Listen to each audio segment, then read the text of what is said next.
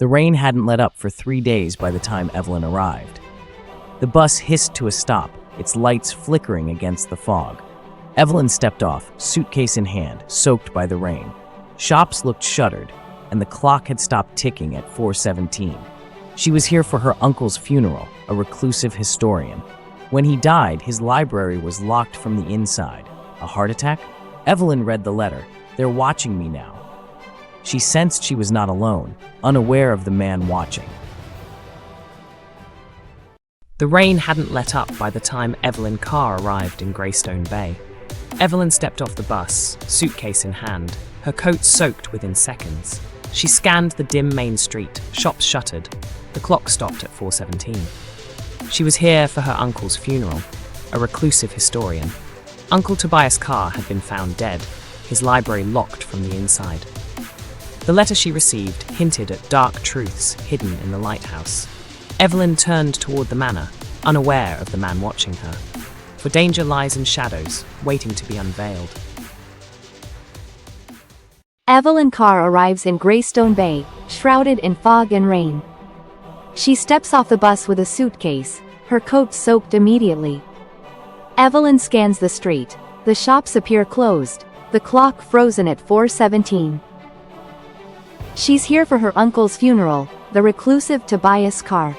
Tobias, a historian, was found dead under mysterious circumstances. A cryptic letter suggests dangers he faced just before his death. Evelyn begins her journey toward the manor, unaware of the lurking dangers. A mysterious figure watches her from the alley. A glimmer in the lighthouse hints at secrets. Evelyn hesitated near Tobias's journal, breath caught in her throat.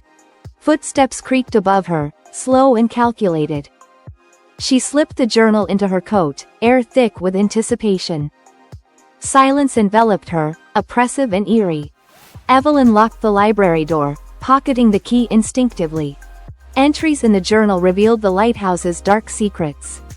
A sudden knock at the door shattered the silence. An unmarked, bone-dry envelope waits on the porch. Evelyn turned the envelope over in her hands. The paper was thick, sealed with a crimson wax stamp. Inside was a single sheet of parchment with a warning. "You were warned. The lighthouse is waking." Evelyn's pulse quickened. Midnight, 11:08 p.m. Something scratched softly at the window. She grabbed the journal and flashlight, bolted for the cellar stairs. The basement smelled of mildew and old wood. A trapdoor appeared. A stairway descended into blackness, stone, not wood. From upstairs, a roar, inhuman and furious, shook the manor. The rain hadn't let up for 3 days by the time Evelyn arrived in Greystone Bay. The bus hissed to a stop, its lights struggling against the dense fog. Evelyn stepped off, a suitcase in hand, her black coat soaked within seconds. Her eyes scanned the dim main street. Shops looked shuttered. She was here for her uncle's funeral. His library locked from the inside. The authorities suspected foul play. "They're watching me now. I've found something in the old lighthouse." Evelyn turned toward the manor, unaware of the man watching her. Above ground, the man in the alley watched the manor. He was not human. His eyes were too pale. He knelt and touched the soil near the porch. Warm. From the shadows, a woman in a red raincoat appeared. "Shall we stop her?" she asked. The gate pulsed brighter now. Evelyn knew what it meant. She teared the photograph in half, then set the journal alight. The gate screamed like a dying star, then imploded into silence. Evelyn woke on the library floor. The storm had passed. On the mantel sat an envelope. "You chose well." Greystone Bay was quiet again, but she would never forget. 3 weeks later, Evelyn stood at the edge of the cliff. The manor was empty again. No power, no phone lines.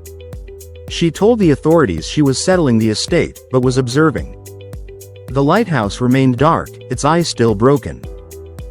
Sometimes, just before dawn, she heard whispers on the wind. The town had shifted subtly. People smiled more easily. Yet Evelyn knew better than to think it was over.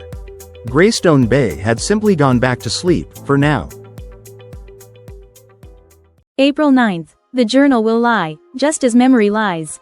I told Evelyn not to trust anyone in Greystone Bay, but I failed to mention the one she must trust least, me. I was the one who opened the gate the first time. I didn't know what it was. But the stone was too old. Too wrong. When I first stepped through, I didn't know I'd crossed into somewhere else. It looked the same. Not, like people. Not even like spirits. Reflections. Things shaped like us. I made a deal, and they lied. They always lie. People who knew me began to look at me blankly. Call me, stranger. That's when I wrote the letter. Evelyn would see what I couldn't. If the lighthouse ever lights again, don't go toward it. Run. Evelyn stood at the threshold of Carr Manor, key in hand. She walked down the gravel path, her boots quiet in the morning mist. At the old stone fence, she paused, holding M's final note. She let the note curl to ash, scattering it into the wind.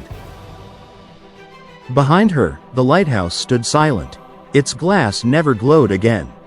The bus was waiting. The driver nodded as if expecting her. Evelyn took the last seat and didn't look back.